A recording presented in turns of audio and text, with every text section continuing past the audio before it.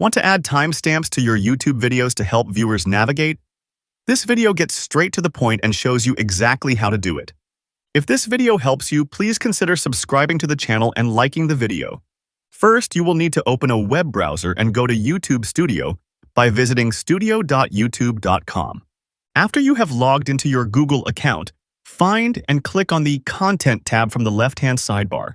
Now, you should find the specific video to which you want to add the timestamp and click on the title or the edit icon.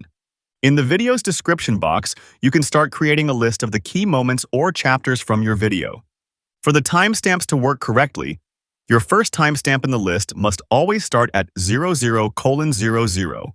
You can then list out the other chapters by typing the exact time, followed by a space, and then the chapter title.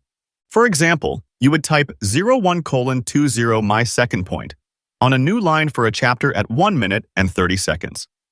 After you have added at least 3 timestamps, YouTube will automatically create the video chapters for you. And that's how you can add timestamps to YouTube videos, turning them into chapters for your viewers. For more short and concise videos, subscribe to the channel and don't forget to leave a like and a comment.